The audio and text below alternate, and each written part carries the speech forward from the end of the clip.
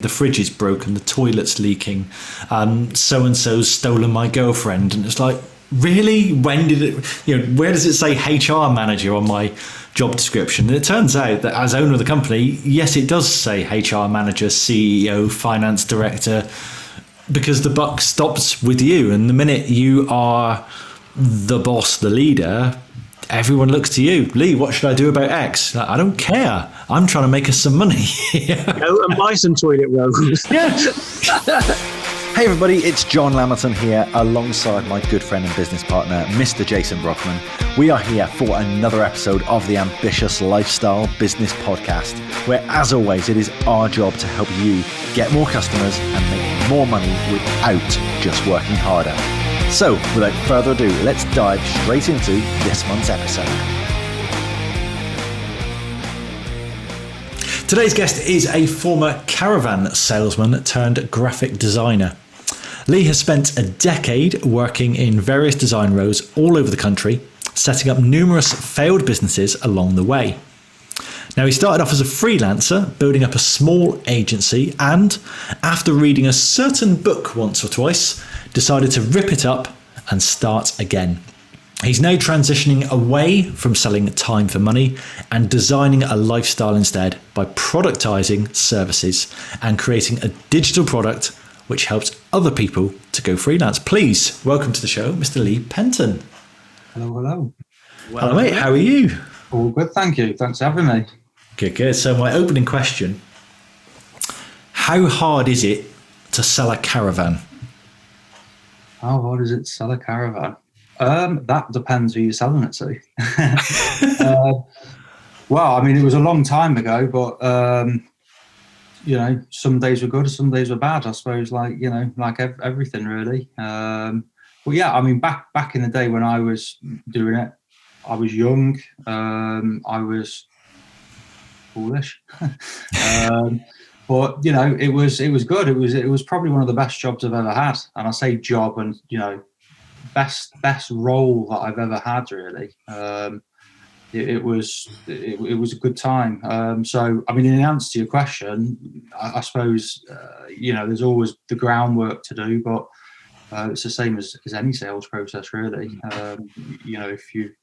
If you can align what you're offering with what the person's after, then it's relatively easy, I suppose. Yeah, that was my impression. Is actually if you're selling caravans, your customers pretty much arrive on your doorstep pre-segmented because they're probably interested in buying a caravan, and they probably already have a rough idea what they're looking for. Yeah, absolutely. I mean, to make it even easier, when the caravans that we sold, they were tiny caravans called Freedom caravans, and they were the only caravans on the market that could be pulled by a 1.4 car and under. So we did have a very specific niche. Yeah. So again, I suppose that side of things made, people were coming very specifically from all over the country to get these tiny little caravans. So yeah, it was. I'm picturing your parking lot now, just all these tiny cars turning up, and you're like, "Yep, that's another buyer." Yeah, well, the thing is, a lot of people would have been downsizing. So we did used to part exchange big twin axle vans for these tiny little things. So there was a combination of the new sales, or the new product would be the new caravans, but then we'd have like a big big forecourt of everything that's everyone's part exchange, and that would be a combination of all sorts of things, really. So how long ago was it you were actually working at that row? It would have been late 90s, early 2000s. Wow. You're not that old, surely. I am nearly 40, yeah, nearly 40. He's that young man who used to service all those old ladies who wanted a caravan kind of thing. As long as you could charm the pants off them, you'd be all right. That's it. I'm a little bit concerned about your sales technique based on what Jason's just told me there, Lee. Make a puppeteered smile. Well, no, it was a good role, and moreover than simply selling caravans, our boss was the chap who owns the place was really good. And back in the day, there was, I don't know if you ever heard of Glasses Guide. It was a CD-ROM, again, going back in the day, and essentially it was a database of all cars and caravans, and it would give you the trade prices, used prices, all the different prices. And our boss used to let us go through the bargain pages and dig out caravans for sale, cross-reference them on, the information on Glasses Guide, go out, haggle the seller down a little bit, tow them back to the forecourt, and put them on the forecourt for obviously a profit, and then you get 20% of the profit. So at 17, 18, 19, that was a really good incentive, A, to earn money, but B, to, it really opened my eyes to trading, buying, selling, and making money, really. And that's, I suppose, looking back, what planted the seed of me having this lifelong ambition to work for myself, really. I was going to say, that is almost a breeding ground for entrepreneurialism, isn't it? Absolutely, it really was. And again, not that I didn't go out at the weekends, but my friends would, party hard, and I knew that Saturdays and Sundays were the busiest days for caravan sales, and I knew that week I'd done the groundwork, and there was quite a few vans on that forecourt that had some, decent profit on them. So I was there at 7 a.m, and I didn't leave until no one was around. So yeah, it was good all round. It really was good all round. So that's a bit of a swing, though, from kind of taking the car sales, or the sales kind of area and the loss and that kind of stuff, to kind of going into design.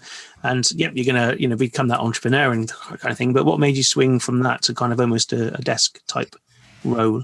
Well, to be honest, I'd already had an interest in design. I used to do design for fun, but I had, prior to that, done a national diploma in graphic design.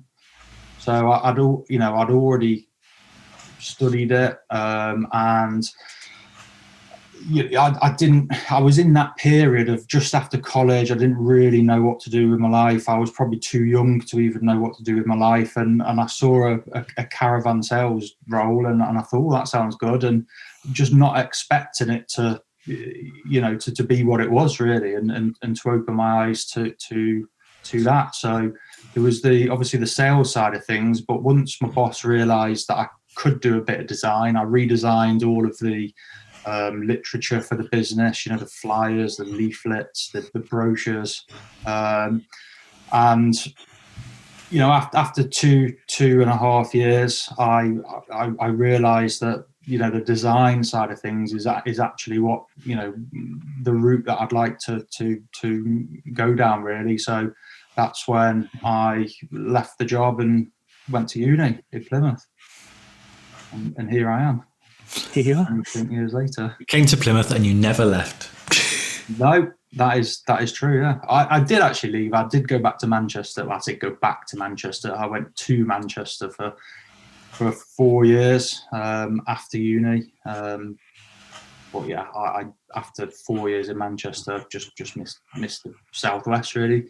Yeah, I don't blame you. The beach. Don't blame you at all. I mentioned in the bio failed businesses, and you mentioned this obviously when you sent over the information. I would love to just spend a few minutes talking through some of those failed businesses, because we've all got them.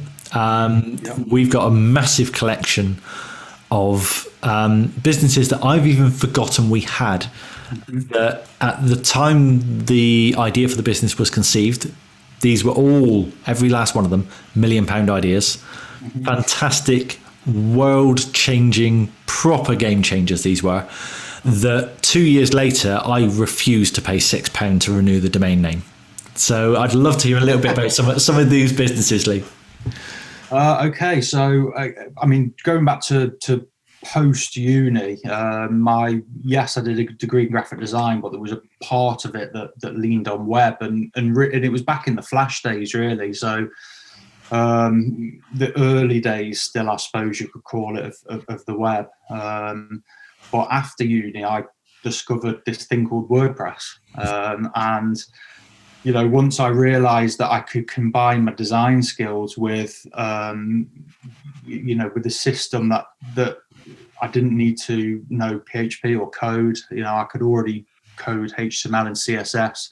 And then WordPress gave me this platform to, you know, really create, I suppose, whatever you wanted, really. So yeah, my mind went a little bit, ran away with itself. So I have had about 200 domain names before myself, and I have, you know, let 190 of them expire. But the first websites that I made with a view to monetize were just early blogs, really, or affiliate sites, and some of them I can't even remember, you know, what they were about. But you know, it was a really good lesson back in them days, is learning how to build a WordPress site. You know, learn about content, search engines, SEO, and all of that good stuff. But the first real business, online business that I set up was a printing website.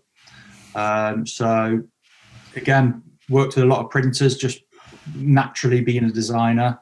And I thought, well, I can get that for that price and I can sell it for that price. So, you know, there's a business there, basically. Yep. So I spent a lot of time setting up a website. I spent a lot of time speaking to local printers, and to see, you know, work out figures behind it and profit margins and whatnot. And you know, the idea as well was that if someone needed printing, a lot of them would need design. So I'd, you know, potentially get the design work off the back of it.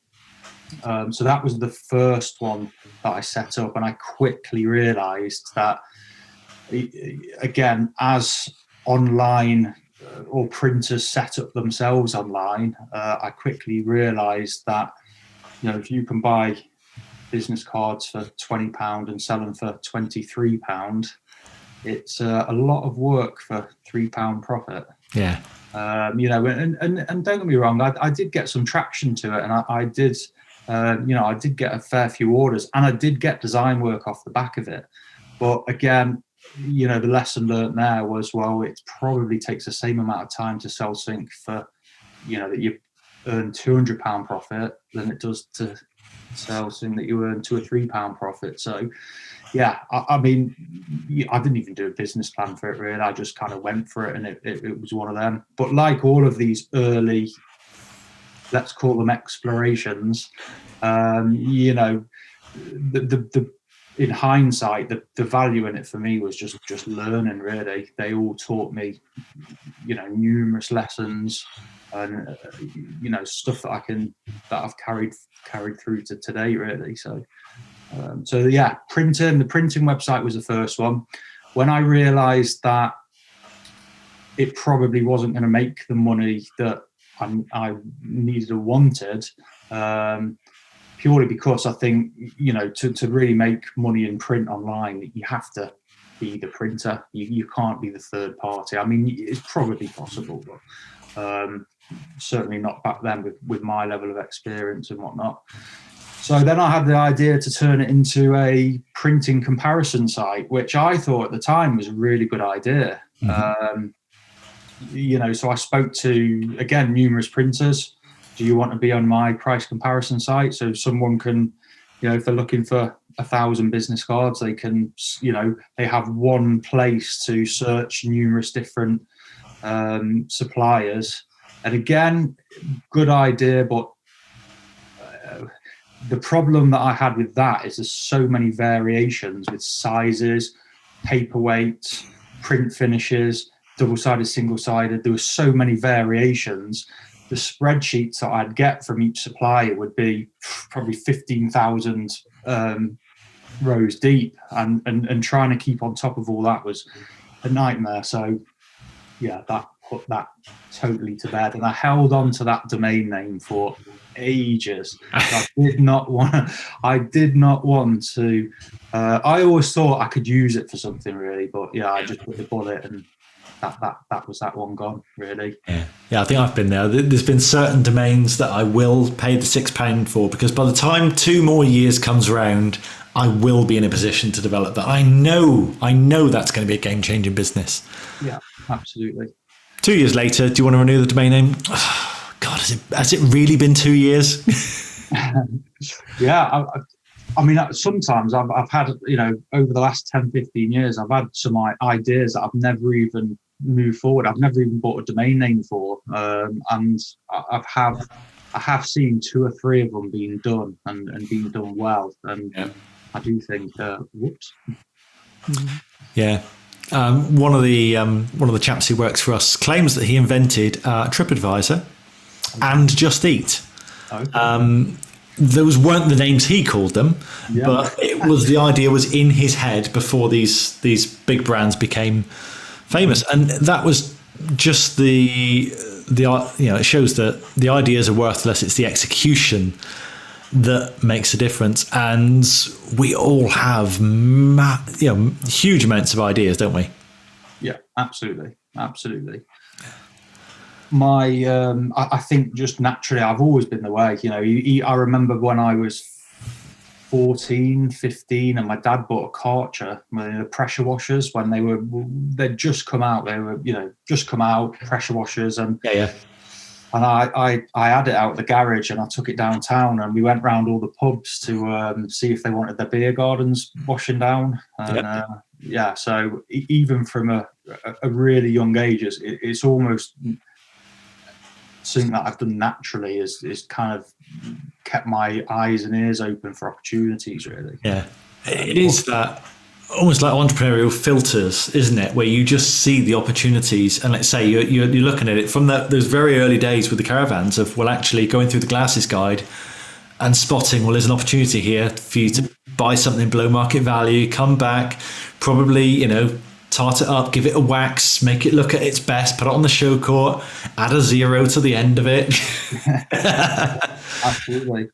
Absolutely. But I think you're definitely right. It is the execution of it really, and following through with it that's the difficult bit really. I suppose if ideas come to you naturally without much effort, they're always going to come. But yeah, I suppose it's definitely what you do with it after, for sure. And again, staying back in the early days of or post uni for me. It was a combination of not enough experience in what I was getting myself into, or not enough money behind me to pull it off. So numerous combinations of different reasons why things didn't work out really. Yeah, when you go to school, you get the lesson, then you get the test. In real life, you get the test, then you get the lesson. Yeah, never thought about it like that. Yeah, that's 100% true for sure. Definitely. Yeah. So what was the dream when you first started the agency, and you thought, actually, I'm going to leverage other people's time now. I'm going to become the employer. Mm-hmm. I'm going to get scale. I'm going to get leverage. What was the ultimate dream there at the time? The ultimate dream really was just to be self-employed, I suppose. I didn't really plan it too far into the future, which again is probably not the best thing to do. But it was literally just to set up something that is stable and gives me an income from working for myself, essentially. Mm-hmm. The reason that I did an agency purely because that's all I knew, really. Obviously freelancing aside, let's say, but with a collection of people, I'd worked, like you said, in different agencies up and down the country, and it was just the model that I knew, and that when I started working in agencies, again, I was constantly keeping my eyes and ears open to how everything was done and processes, and can I viably do this myself? And the agency model is employ people, and everyone has their own role and you output something. I liken it to a band, really. You have all your different musicians, and together you collectively output something. So that's really where the agency came from. But we started with 3 of us, and we grew it to, at our heights, there was 7 people. So that's, but again, the thinking behind it there wasn't too much thinking behind it, to be fair. Was it a lot of just saying yes to clients when they said, can you do X? And you went, yeah, of course we can. Yeah, someone will do that. Right, we need to make another hire now because we've got lots of people doing this particular row. Yeah, for sure. And when I say there wasn't much thought behind it, we did do a business plan, and we did do, we didn't go into it completely, we didn't just swan into it. But again, I suppose what we didn't do is think of super long-term goals or aims. And after year 3 or 4, we just kind of floating around as such, really, I suppose. So sticking with the kind of music analogy, is that when it turned into a bit Spinal Tap? Just to get up to 11. Yeah, I think, to be honest, and this will stay with me forever. We had a really hard time with getting the right people, and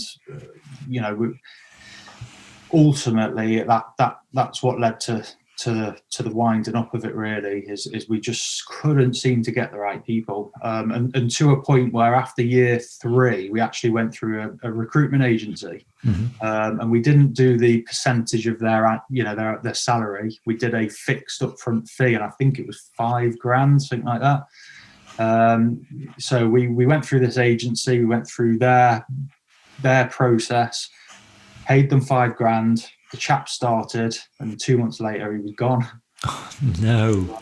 We just had a hard time getting the right people, and my role really turned into a MD, HR person, and obviously being a creative person. After 5 years, I was really missing being creative and actually working on jobs, and instead of being creative and coming up with ideas and implementing them and whatnot, I was finding myself,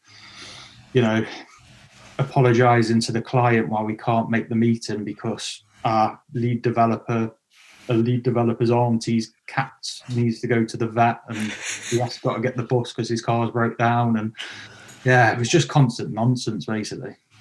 We were quite lucky. We didn't have clients to kind of justify ourselves to, really, I suppose. But we exactly had that same issue with when we took on lots of staff, and it's the staffing is the problem, isn't it? Who's having relationships with who, and what's kind of going on. It just takes over your world, which means you can't concentrate on the bits that you want to be able to concentrate on, and that is growing the business, which is a bit of a shame. I know, John, you particularly hated that aspect of it, wasn't it? Yeah, again, I was used to being the entrepreneur, kind of, let's spot the margin, let's spot the opportunities, and all of a sudden I was the one saying the fridge is broken, the toilet's leaking, so-and-so's stolen my girlfriend, and it's like, really? When did it, where does it say HR manager on my job description? And it turns out that as owner of the company, yes, it does say HR manager, CEO, finance director, because the buck stops with you, and the minute you are the boss, the leader, everyone looks to you. Lee, what should I do about X? Like, I don't care. I'm trying to make us some money. Go and buy some toilet rolls. Yeah, exactly. There's a shop just down the road. That was a favourite conversation, that one.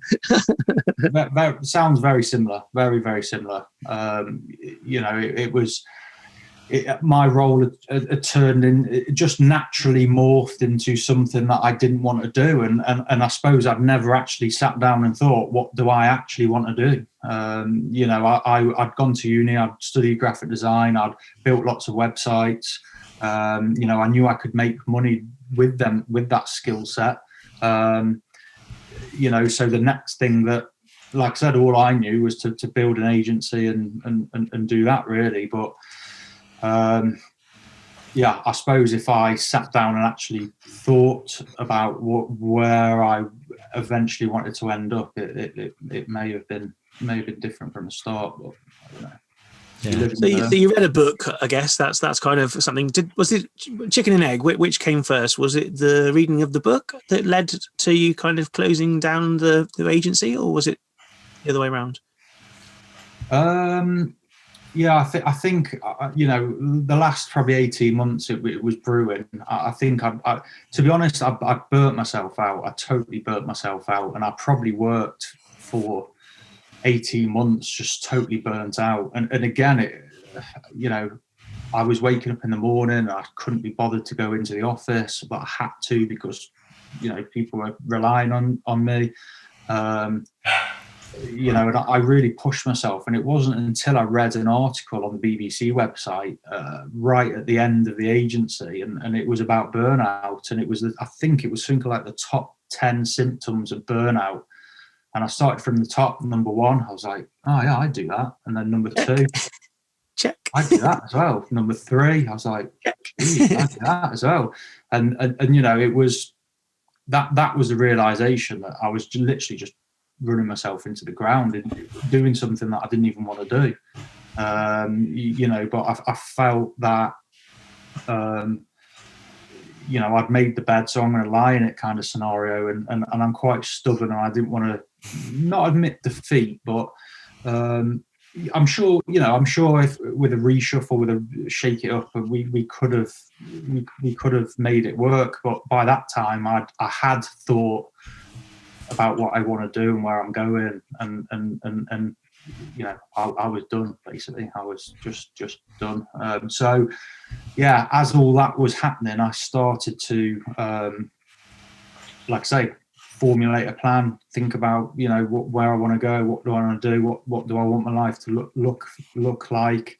And that's when I started researching, you know, finding the books, finding, you know, the knowledge out there, or examples of what people have already done that aligned with what I was thinking. And that was it really. Just plowed forward with it after a 2-month break, because I was burnt out. Yeah. So it's when you normally get, I haven't got time to read the book. Yeah. No, absolutely. No, I did. I spent, after we wound up the agency, I did. I mean, I had a couple of clients that I'd worked with long term that kept me ticking over really. But it was, I spent 2 or 3 months just pretty much reading books and just, you know, researching really and learning again, you know, just learning different ways to do things, and, you know, case studies, I suppose, of how other people have done things. And yeah. So, was there one particular kind of story, anecdote, framework that just made you think, oh, actually, this is the way I want to do things, or that showed you it was possible to kind of have an ambitious lifestyle business, so to speak? Yeah, well, it was it was a 4-hour work week basically. I read it on holiday once, and that really opened my eyes to a different way of thinking really, and I suppose put the idea of lifestyle design in my mind. And then, yeah, I mean, I've read a few other books, and obviously I remember, John, the day that I saw an article in the local paper about yourself, and I got in touch. We met in a coffee shop, and then obviously when I got hold of your book, and it essentially said pretty much the same thing. You know, 3-hour work week, I called my book. Yeah, so it wasn't really one specific story and anecdote. It was the general, the lifestyle design is what really drew me in. That term lifestyle design was really, again, being a designer, it really kind of spoke to me, and I thought, actually, you know, I can design a lifestyle just like a designer anything else really. Exactly. You mentioned just now about, you know, the business sort of naturally morphed into what it became without too much control from you, whereas actually you can design a business, you can design a lifestyle. Often we need to adapt, and it doesn't adhere strictly to the design we've created for it. But it is a fluid document, and you are in control, and that I think is the key thing. I heard the other day Tim Ferriss talking about 4 Hour Work Week, and I didn't even realize this, but he kind of coined that term, lifestyle design. If you look at the Google trends for that term, pre 2007, 2008, when 4 Hour Work Week came out, didn't exist. No one was searching for it, and now it is commonplace. People still did it before then, don't get me wrong. He didn't invent the concept of choosing what you want to do and optimizing your day-to-day routines, your life, your business, your investments around the lifestyle you want, but he was the first person to put it in 2 words, lifestyle design, and a nice clickbaity title of the 4 Hour Work Week. Yeah, I remember when I read it. I was in Greece, and I loved it. I absolutely loved it, and I think it's quite an extreme example.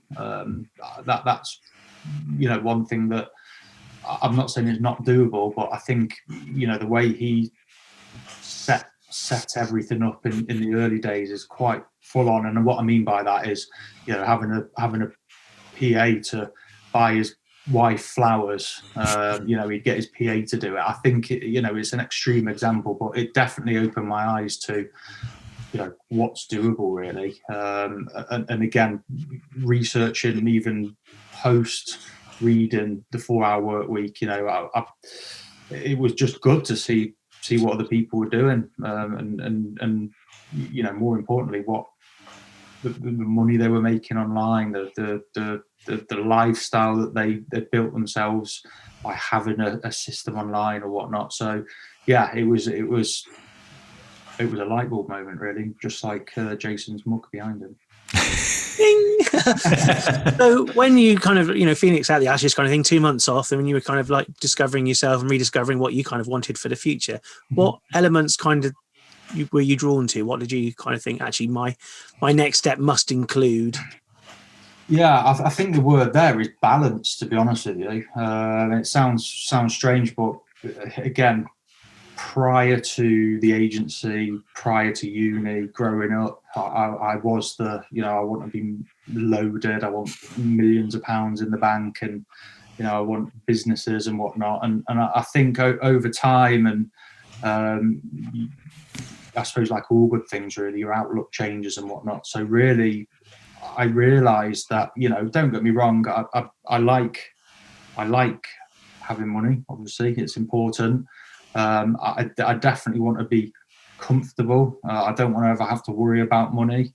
But more importantly, it made me realise how valuable time is, and how important a balanced life is. Again, I still haven't figured it out really on the balance side of things, but working 15, 16 hours a day is, for 3, 4, 5 years is not healthy, and it's not sustainable. And that's what I did. I just thought that if I worked harder, everything would be all right. And, it obviously didn't pan out like that. I nearly run myself into the ground really. So yeah, the vision for moving forward really was, to have an ambitious lifestyle business, really. Have the balance in my life. Again, a lot of the time I didn't even have time to exercise. I'd just chained to the computer for 15 hours a day.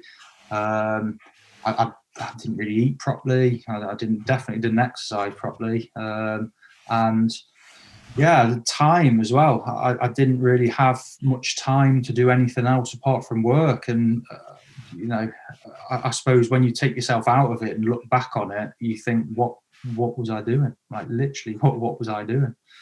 So yeah, it was really moving forward. It was having varied sources of income instead of just relying on one.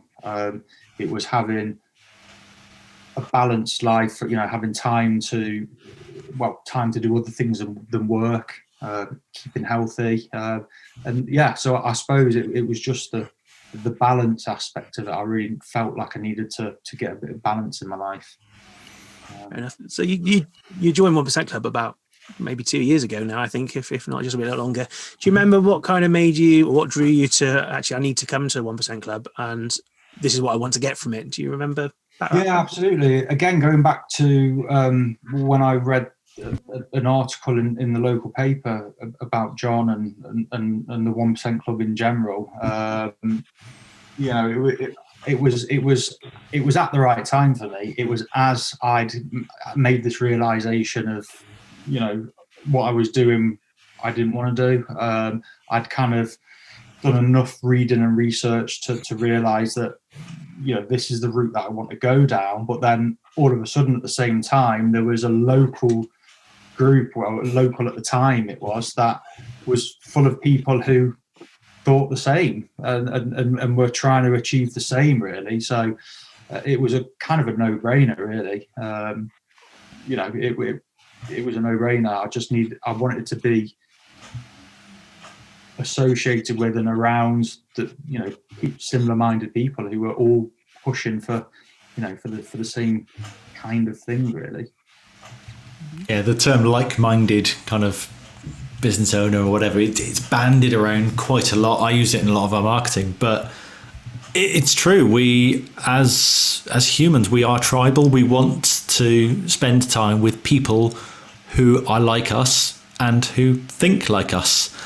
And, you know, if there's one thing I've learned over the last year, certainly, is that there are lots of people who do not think the same as me, and I do not desire to spend any time in the places they hang out. That's all I'm going to say on that. Yeah, absolutely. And I think, you know, it even circumstantial as well. I am a freelancer now, primarily. You know, I do work with clients, I do build websites, but I work from home. I spend the majority of my working life on my own.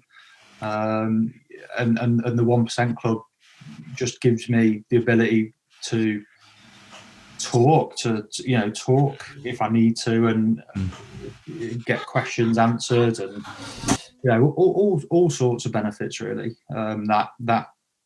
That benefit, I suppose, my journey of where I am now and my circumstances, i.e. being on my own, working solo. I don't mind it a lot of the time, but, you know, it's definitely good to have people around you that can keep you on track and you know, and bat ideas around, really. You've already started doing that by kind of productizing some of your services now and helping other people to go freelance. So can you tell us a little bit about that?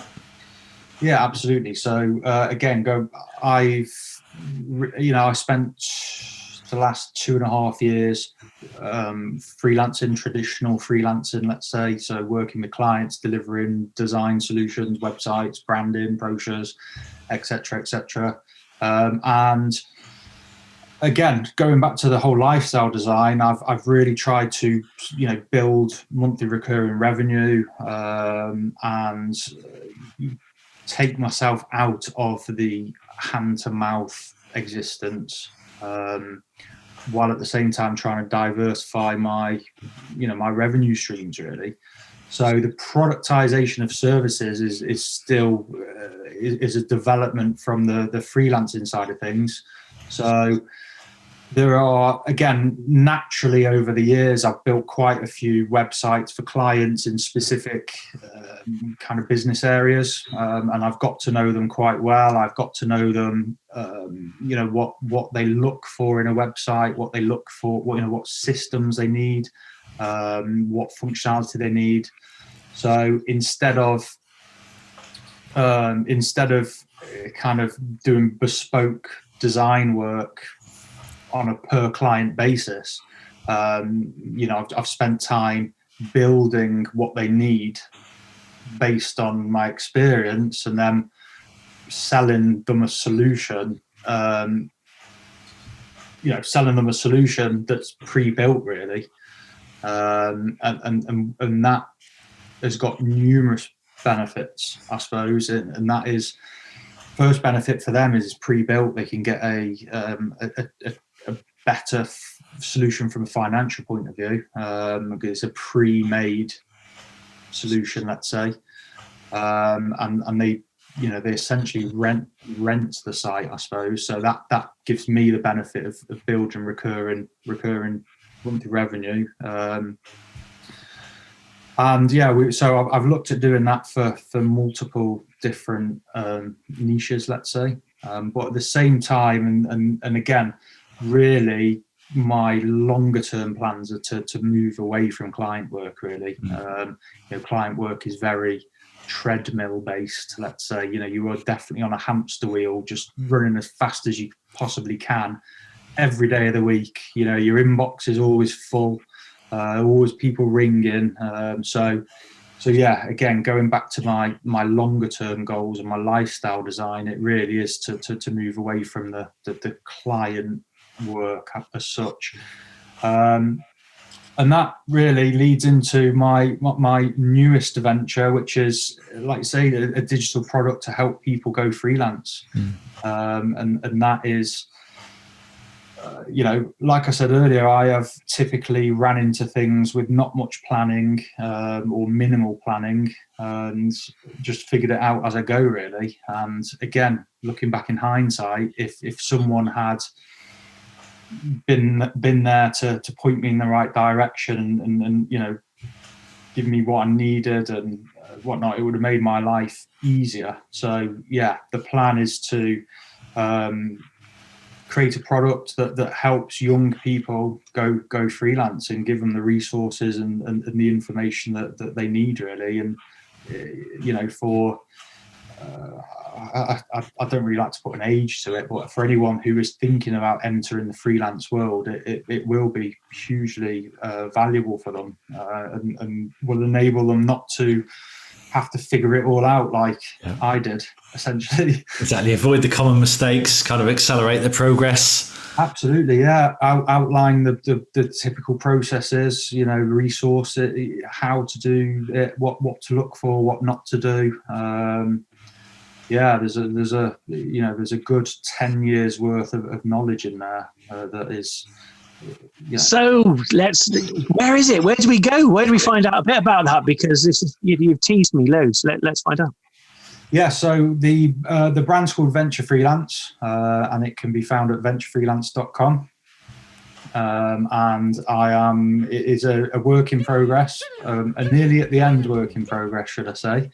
But yes, that's essentially where, the vehicle for it as such, and very much something that I've got a plan for the next 5 years to grow and expand, really. Again, I've got lots of ideas written down for it. That's for sure. Your could-do list is ever growing. Yeah, absolutely. So our podcast is called The Ambitious Lifestyle Business. I know you alluded to that a bit earlier on. That's what you're striving for. But what does ambitious lifestyle business mean to you, Lee? Ambitious lifestyle business. Like I say, I'd like to think that it can mean multiple different things to multiple different people, as long as they have. What does it mean to you? What does it mean to me? What are you growing? What is it you're designing? Okay, so to me, it is, like I said, it's very much getting myself into the position of having a secure, stable income on the financial side of things. I don't particularly want to have to ever worry about money, although at the same time I'm not trying to make the tens of millions that I was trying to at, say, 18 years old. But at the same time having time and choice, really. Keeping fit, keeping healthy, keeping active, keep doing the things that interest me, like photography. Photography's been my lifelong passion that I refuse to monetize because I don't want to take the enjoyment out of it. A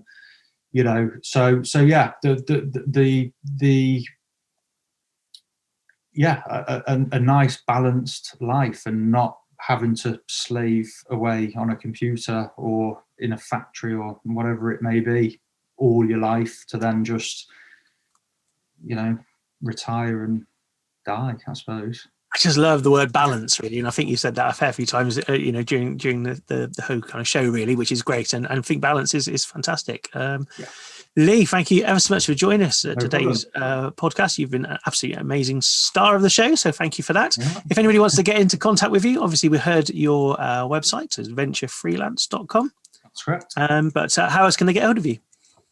I am on all the numerous platforms, Instagram, Lee_Penton. I am on Facebook, Lee Penton Photography, I think it is.